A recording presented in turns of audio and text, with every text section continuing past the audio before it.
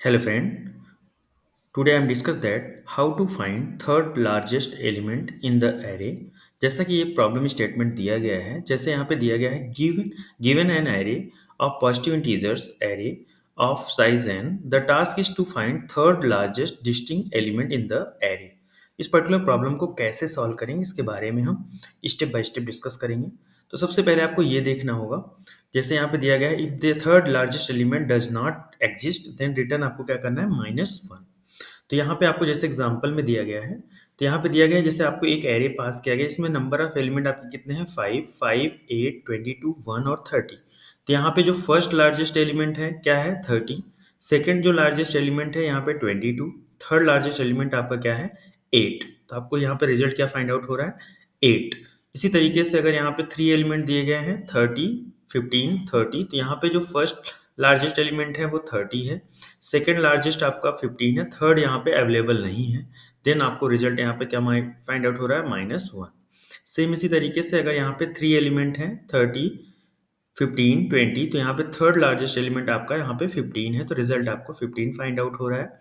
इसी तरीके से अगर आपने सेम वैल्यू पास कर दिया तो यहाँ पे आपको रिजल्ट -1 फाइंड आउट होगा। अगर आपने यहाँ पे 2 वैल्यू यहाँ पे इनपुट किया है तो आपको यहाँ पे रिजल्ट क्या आएगा इनवैलिड इनपुट। इस तरीके से ये पर्टिकुलर प्रॉब्लम को आपको सॉल्व करना है। अब इस पर्टिकुलर प्रॉब्लम को सॉल्व करने के लिए आपको क्या कौन सी टेक्नोलॉजी हम यूज कर रहे हैं, हम यहाँ पे जावा टेक्नोलॉजी यूज करेंगे। तो इस पर्टिकुलर प्रॉब्लम को कैसे सॉल्व करेंगे इसके बारे में हम स्टेप बाय स्टेप डिस्कस करेंगे। तो सबसे पहले आपको क्या करना है, सबसे पहले आपको एक क्लास क्रिएट करना है, जैसे हमने यहाँ पे क्रिएट किया है एग्जाम्पल 34 टाइप। ठीक है, अब आपको यहाँ पे सबसे पहले हमने यहाँ पे main method create automatic create हुआ है। अब यहाँ पे क्या करना है, सबसे पहले आपको एक मेथड बनाना होगा। तो हमने यहाँ पे लिखा है स्टैटिक, यहाँ पे इंट, यहाँ पे गेट एलिमेंट। हमने यहाँ पे गेट एलिमेंट एक मेथड लिया, यहाँ पे हमने एक एरे को पास किया फंक्शन में इंट ARR इस तरीके से, और हमने यहाँ पे इंट लेंथ, हमने एरे की लेंथ पास कर दी। अब हमने यहाँ पे क्या किया, यहाँ पे इस तरीके से यहाँ पे हम लेंथ पास कर दे रहे हैं। ठीक है, हमने एक यहाँ पे सबसे पहले एक मेथड बनाया जिसका मतलब यहाँ पे टाइप क्या है स्टैटिक टाइप का, क्योंकि हमें ऑब्जेक्ट क्रिएट करने की कोई रिक्वायरमेंट ना हो इसलिए हमने यहाँ पे स्टैटिक डिक्लेयर किया है। अब हमने यहाँ लिखा रिटर्न -1। अगर मान लीजिए कोई डेटा नहीं मैच करता तो यहाँ रिटर्न क्या होगा -1। यहाँ पे स्टैटिक है तो यहाँ पे रिटर्न क्या हो रहा है -1। अब आपको क्या करना है, सबसे पहले यहाँ पे एरे को यहाँ पे डिजाइन करना है। तो सबसे पहले हमने यहाँ पे एक मैसेज दिया system dot out dot print ln. अब हमने यहाँ पे क्या लिखा एंटर, सॉरी यहाँ हमने लिखा enter the size of array. हमने यहाँ पे enter the size of array. अब हमने यहाँ पे लिखा int n is equal to, हमें स्कैनर क्लास का ऑब्जेक्ट क्रिएट करना होगा। तो हमने यहाँ पे लिखा scanner sc is equal to new scanner.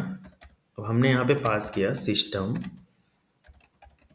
Dot in, हमने यहाँ पे स्कैनर क्लास का ऑब्जेक्ट क्रिएट कर दिया। अब जैसे आप स्कैनर क्रिएट करेंगे तो यहाँ पे आपको पैकेज इंपोर्ट करना होगा। हमने यहाँ पे एक यूटिल पैकेज यहाँ पे java.util.scanner नाम का पैकेज को इंपोर्ट कर दिया। अब इस तरीके से हमने क्या किया स्कैनर क्लास का ऑब्जेक्ट क्रिएट किया। अब हमें इनपुट पास करना है तो हमने लिखा sc डॉट नेक्स्ट int, हमने यहाँ पे इनपुट पास कर दिया। इस तरीके से आपने एक एरे की साइज को फिक्स कर दिया। जैसे आपने एरे की साइज फिक्स किया, अब आपको एरे डिक्लेयर करना हो तो हमने यहाँ पे ए टाइप की एक एरे क्रिएट किया।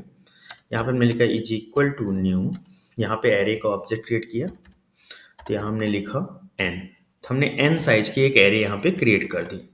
इस तरीके से हमने क्या किया, सबसे पहले यहाँ पे n साइज की एक एरे हमने क्रिएट कर दिया। अब हमने यहाँ पे क्या करना है एक फॉर लूप अप्लाई, सबसे पहले यहाँ पे वैल्यू पास करेंगे तो हम यहाँ पे लिखेंगे system dot out dot print ln, हमने यहाँ पे पास किया। अब यहाँ पे हमने क्या किया डबल कोट्स में मैसेज दे दिया enter the element of array, हमने यहाँ पे पास कर दिया। सबसे पहले ये मैसेज पास कर दिया सेमीकोलन।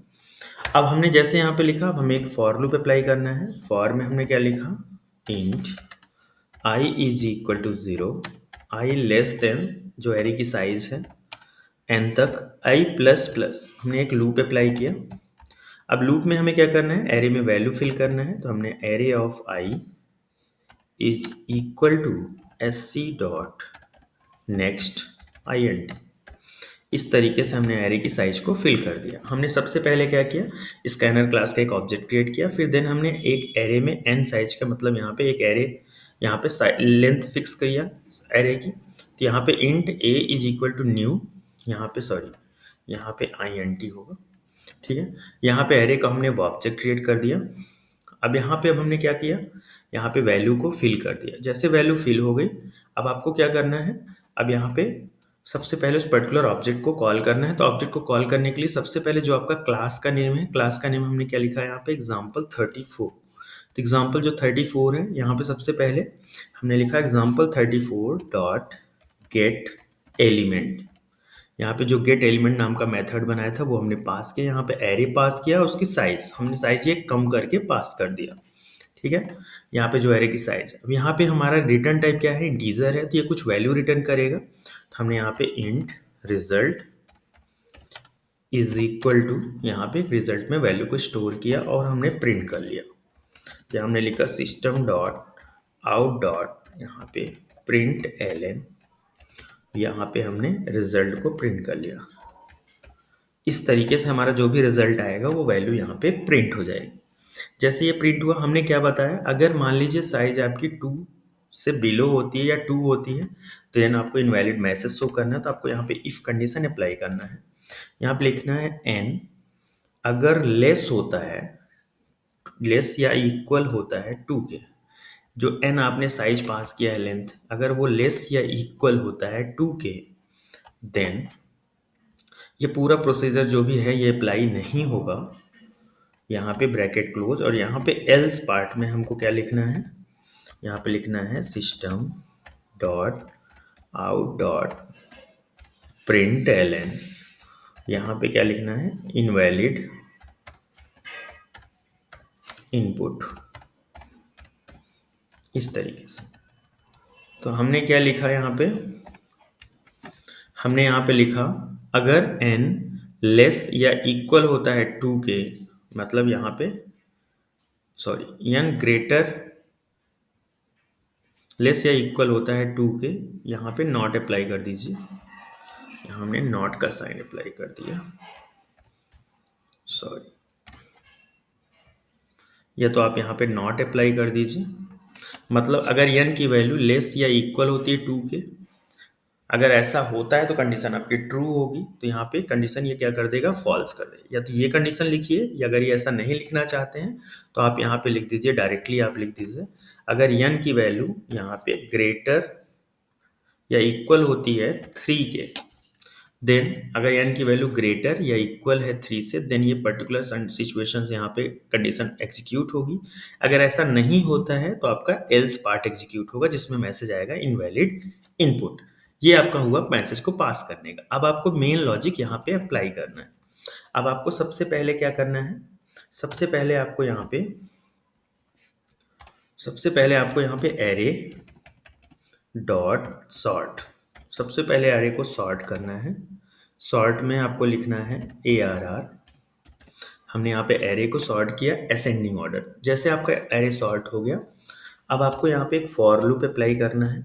फॉर लूप में क्या अप्लाई करना है, यहाँ पे int i is equal to, यहाँ पे i is equal to len -1, मतलब लेंथ से हम एक कम वैल्यू एग्जीक्यूट करेंगे, आई ग्रेटर देन या इक्वल टू 0, यहाँ पे आई माइनस माइनस, हम यहाँ पे लूप अप्लाई कर दें। अब हमें क्या करना है, यहाँ पे हमने इफ कंडीशन अप्लाई किया, यहाँ पे हमने लिखा ARR ऑफ आई।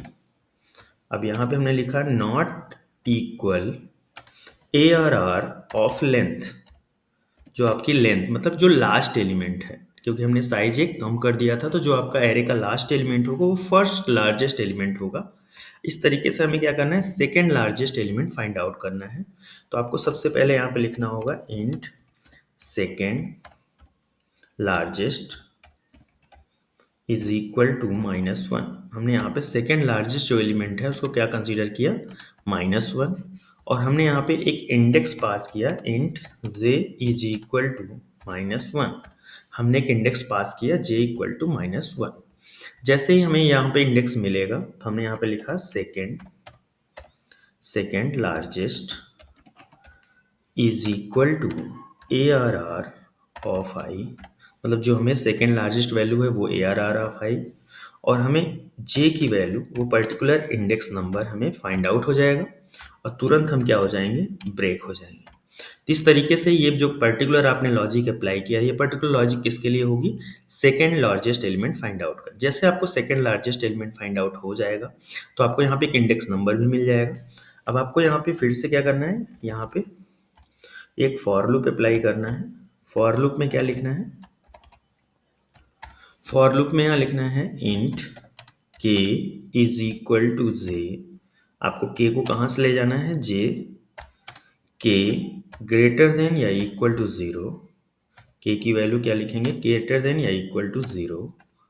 और फिर यहाँ पे k माइनस माइनस एक लूप अप्लाई करेंगे और सेम यहाँ पे कंडीशन अप्लाई करेंगे, इफ यदि यहाँ पे ARR ऑफ k यहाँ पे नॉट इक्वल ARR ऑफ जे के, मतलब जे आपका सेकेंड लार्जेस्ट एलिमेंट है, जो जे का इंडेक्स नंबर है वही आपका सेकेंड लार्जेस्ट एलिमेंट है। अगर ये इसके इक्वल नहीं होता है तो जैसे आपने पिछले प्रोग्राम में लिखा था वैसे यहाँ पे लिख देंगे रिटर्न, यहाँ पे ARR ब्रैकेट में के, मतलब थर्ड लार्जेस्ट एलिमेंट को आपको रिटर्न कर देना है। तो हमने यहाँ पे सबसे पहले क्या किया, यहाँ पे सबसे पहले स्टैटिक में गेट एलिमेंट नाम का एक मेथड लिखा जिसमें दो पैरामीटर पास किया, एक एरे टाइप का, दूसरा लेंथ।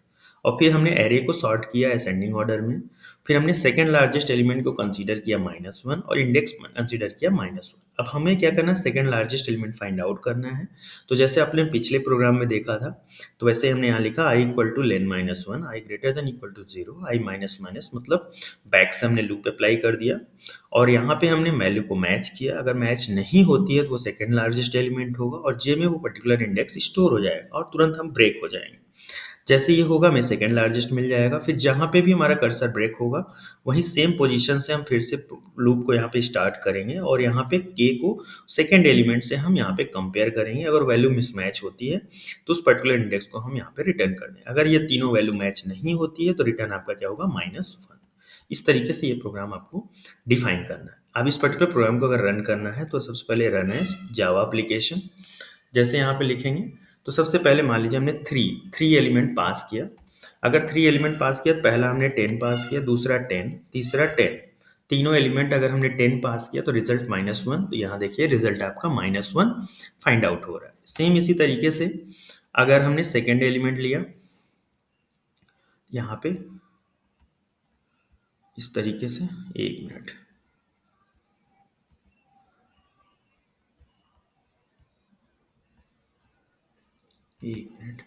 अगर मान लीजिए हमने यहाँ पे 5 एलिमेंट पास किया तो हमने यहाँ पे 10, 20, 30, 20, 10। तो यहाँ पे जैसे हमने पास किया तो यहाँ पे देखिए 30, 20 और ये थर्ड एलिमेंट आपका 10 है तो 10 रिजल्ट फाइंड आउट हो रहा है। सेम इसी तरीके से हमने यहाँ पे हमने 2 एलिमेंट पास किया मान लीजिए, तो यहाँ पे देखिए इनवैलिड इनपुट आ रहा है। अगर आपने 2 साइज पास किया देन तुरंत इनवैलिड यहाँ पे इनपुट पास हो जाएगा। तो इस तरीके से अगर आपने यहाँ पे 3 वैल्यू पास किया, मान लीजिए 3 वैल्यू 3, तो यहाँ पे अगर हमने 10, 20, 30 पास किया तो आपको रिजल्ट 10 फाइंड आउट हो रहा है। मतलब इस तरीके से आप third largest element find out कर सकते हैं आसानी से जावा एप्लीकेशन। तो सबसे पहले आपको एक क्लास क्रिएट करना है। क्लास क्रिएट करने के बाद आपको एक मेथड क्रिएट करना है, उसमें 2 पैरामीटर पास कर देना है। फिर एरे को असेंडिंग ऑर्डर में सॉर्ट कर देना है और फिर यहाँ पे सेकेंड लार्जेस्ट -1 और यहाँ पे जे की वैल्यू -1 कंसीडर करना है। फिर आपको यहाँ पे एक लूप के through second largest element find out कर लेना है।